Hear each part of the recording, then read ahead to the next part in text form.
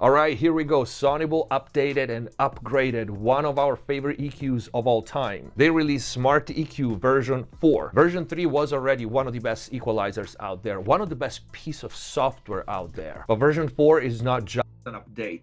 It's not even just an upgrade. This thing is a whole new equalizer, and it's absolutely mind-blowing. And I didn't jump on the wagon the first day it came out and did the video. I actually wanted to spend some time with it because it's worth learning. And in this video, I'm going to show you how to actually use it and how to get the best out of this EQ. Let's go.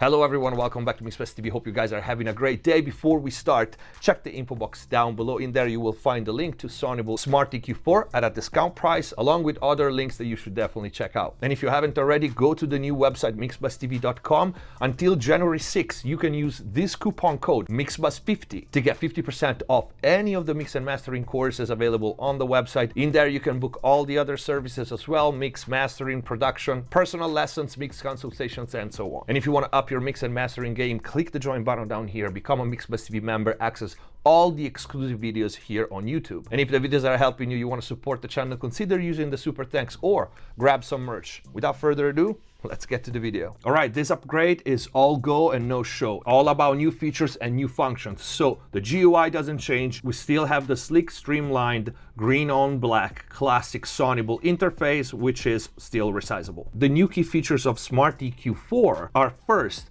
the cross-channel smart filter technology, meaning now Smart EQ is not only going to EQ a single track on its own, but it's going to EQ it in the context of the mix, what's best for the song. And we are going to see all that in a minute. We also have a drag and drop spectral balancing with 3 tiers up front, in the middle, or on the background to quickly create a hierarchy of our elements in the mix. We can also remote control multiple instances of EQ with one interface. There's also a much wider range of preloaded profiles for vocals, instruments, speech, but also you can create your custom profiles. And because now all the different instances of Smart EQ4 will interact with each other, they added to the smart filter up here different modes. We now have track mode, we have group mode, and we have track plus group. And these modes change dramatically the automatic smart processing. And this processing can be static or adaptive, so it will change based on how your material changes. Another major update that makes this EQ skyrocket in my top list is that now we have dynamic filters. So every node can be static or dynamic, and we have, as you can see here, full control. So range that can be negative or positive.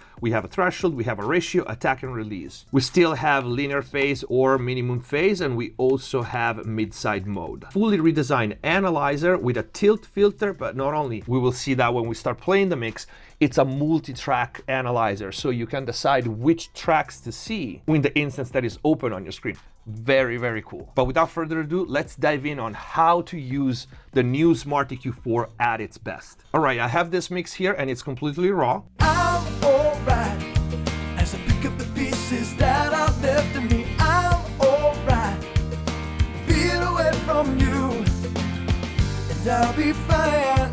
Which doesn't sound that bad. It was recorded very well. I just did gain staging. But I promise you, this EQ works even better with bad mixes or badly recorded tracks. But this video is not about hyping the product or blowing smoke up your face with a bad starting point that becomes magically better. This video is about how I think you can get the best out of this amazing piece of software. So we start by creating the first group that I'm going to call, in this case, drums. And the reason because I'm creating a dedicated group for drums is because when you create a new group, you have a maximum amount of tracks that you can add for that group, which is 10 tracks. Which is no slouch, but this song in particular has more than 10 tracks, and I want to use Smart EQ on all of them. So first we create a drum group, and Smart EQ automatically picks the name of the track that you have on your DAW, so you don't have to rename anything. We add instances, and in this case we add percussion, we have toms, we had overhead, and we have snare. These are all my single drum elements, and you can see I have here on the left 3 sections: front, middle, and back. This is what I said at the beginning, where we create the hierarchy of our elements. In this case, I want the overheads to be in the middle, the percussion to be in the background, and I want kick, snare, and toms to be up front. And now for each element, we decide the profile. So we do kick for the kick, of course, snare to snare, and then we click learn and play, and EQ4 will learn our material. I'm alright as I pick up the pieces that are left of me. I'm alright, being away from you, and I'll be fine, cleaning up the car. So we have our first batch of EQ, and for the entire group I can decide the impact. You can see my EQ here changes as I change the impact, and as you can see I can control multiple instances from this one GUI. And these are the default settings. So now if you're a total beginner, you can keep the settings. You can actually try to group your mix and do a full mix analysis as long as you keep everything under 10 tracks. For example, you can put one smart EQ on the drum bus instead of doing single tracks that I'm doing. But for how great the smart processing is, I'm a mix engineer. I don't want this to mix for me. I want this to speed up my workflow and help me get better results. So I like to tweak my elements. So I'm gonna go in close view for my kick drum. This is the EQ curve that he gave me on my kick. I'm gonna change this to track mode, and you see the low end changes. So this is very important, okay? Don't keep the defaults by default. Mind what you're doing and you'll get the best of it. So we change to track mode and our low end immediately changes. Personal preference for this type of kick, I like a little top end.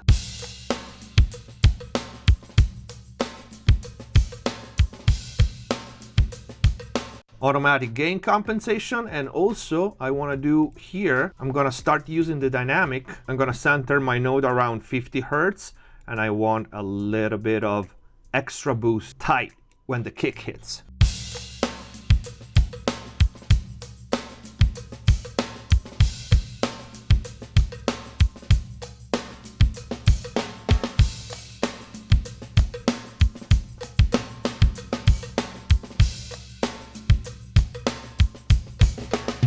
And also personal preference, I want this a little less.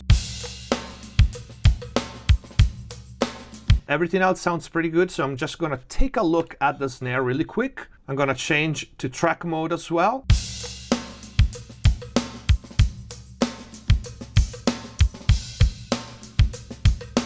I like how he added a little body to it. I made just a little bump around 6K to give the snare a little more crack because I like it this way. You can see already the analyzer that I was talking about. So here I have all the elements in my group: percussion, toms, kick, overhead. So when I click on these, I can see their spectrum here in my analyzer.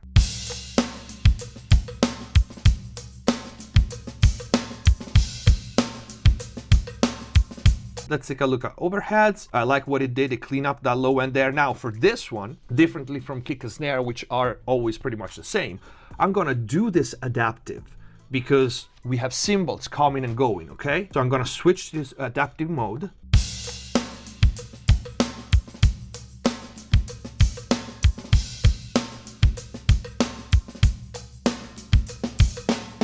And I like what it did here. I'm gonna leave it like this. Now toms, I usually gate the toms. I didn't for this example, but let's see how they look.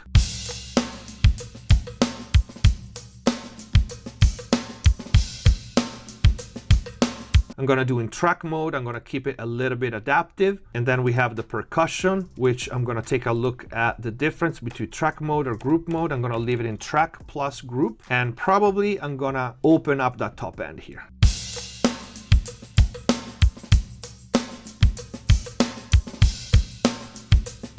Now we have our instruments: bass, piano, electric guitar, 2 acoustic guitar, lead vocals, and backing vocals. I'm going to open up this instance and create another group, and I'm gonna call it music. And I'm gonna put my lead vocals in front. I'm gonna put my second guitar in the middle because it only does accents and I want it pretty high. The background vocals in the back, both of them. Piano in the middle. The second acoustic guitar, I'm gonna put it on the back because it plays the entire time. The electric guitar is gonna be in the middle. I'm gonna give the profiles, so vocals, bass, piano. We click learn all. I'm alright as I pick up the pieces that are left of me. I'm alright, think I am falling. Does anybody hear me calling? Help me dry all my tears and help me. Okay, an important thing, I'm not gonna edit this. You saw that because the acoustic guitar, which is this track down here, it doesn't play all the time. I stopped and then went to the spot where the second guitar plays, and the EQ still learned that part. I didn't have to restart it or doing anything like that. So that's pretty cool. Now I wanna take a look at what it did. So this is the bass. I'm alright as I pick up the pieces that are left of me. I'm alright. Be away from you, and I'll be fine. Right, I like what it did. Clean up a little bit. Again, these tracks are well recorded. I just want to show you how to use this plugin at best. Not use awfully recorded tracks just to impress you and make everything brighter, because that's easy and cheap trick. I want to take a look at the lead vocal and see what it did there. Clean up the low end. I actually like it. I might make this one adaptive as well, and actually boost in this processing a little, because I like what it did. Be away from you, and I'll be fine. Cleaning up the corner, put it back in order. But no, I will always have this too, a little piece of you. Nice, I like what it did. I'm just gonna add a little bit of a top lift here, just to lift the entire thing, but I'm gonna leave the curve that the EQ gave me. Where is my shelter in the rain? Well, I'm alright as I pick up the pieces that I. I'm gonna add a little bit of effects on the lead vocal. I'm alright as I pick up the pieces that are left of me. I'm alright. Be away from you. So now I have many choices. For example, I can just use the EQ that is on the mix. So all the elements go to this EQ. So I can use Smart EQ4 as a bus EQ, as a mix EQ. And here I have many choices. We can try Rock Classic. I'm doing this because I want to show you how much the profile that you pick, especially on a full mix, changes the outcome. So look what happens with Rock Classic here. Alright. Be away from you, and I'll be fine. Cleaning up the corner, put it back in order. Right? In this case, there's a little dip here at the top end. So if I don't like it, for example, for this mix, I would want to keep the brightness up.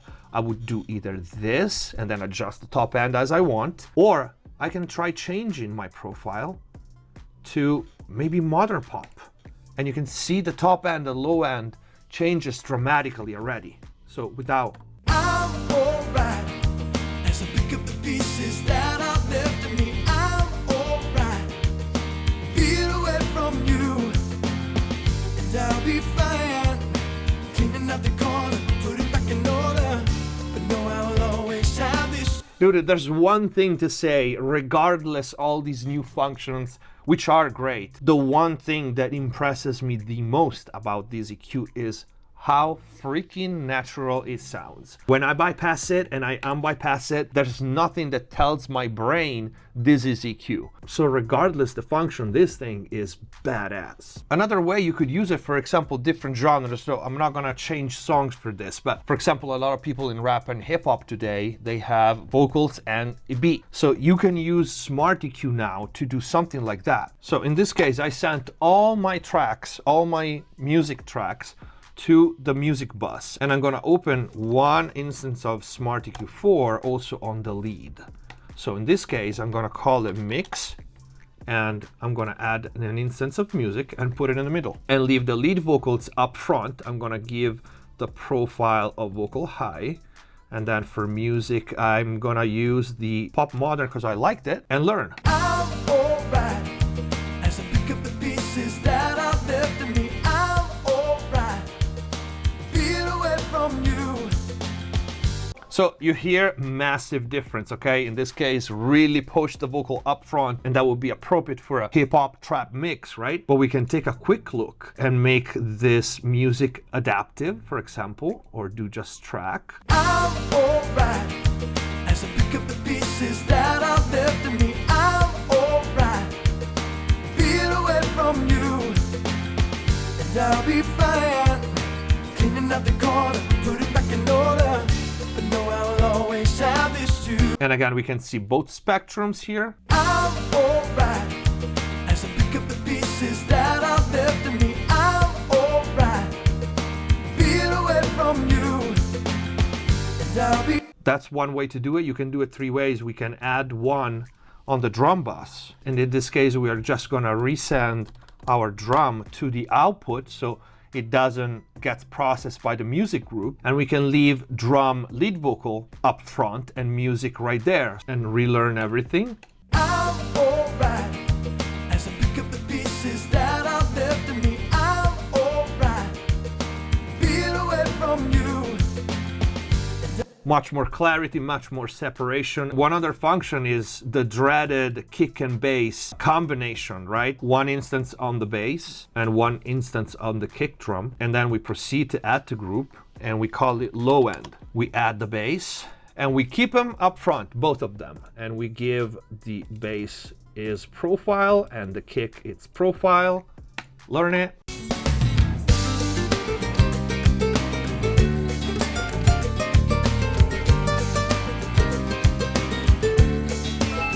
And let's solo them.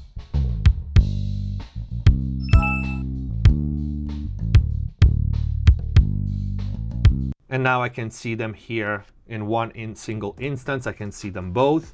I can take a look at what the bass looks like. I'm probably gonna make it adaptive. And I'm gonna bring the kick drum analyzer here and see what it hits.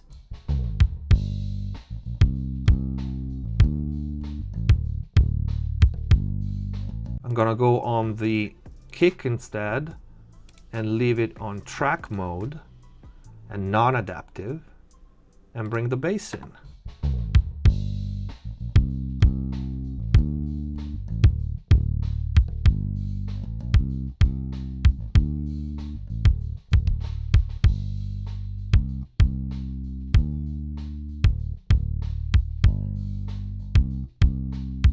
On the bass we can add this is a trick that I really like to do, a dynamic shelf, so it's got more sustain.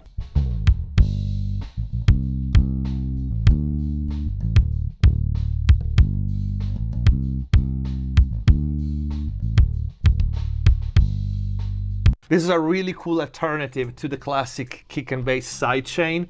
So automatically, because in this case the pattern of the bass follows the kick, if you put a shelf like this, you don't need the kick drum to trigger the bass because the plane will trigger it himself. And when the notes is on its sustain part, this will automatically bring up the low end and fill up the spaces. I really like it as an alternative to the classic kick drum sidechain. Nothing wrong with it, it's just a different way to do it.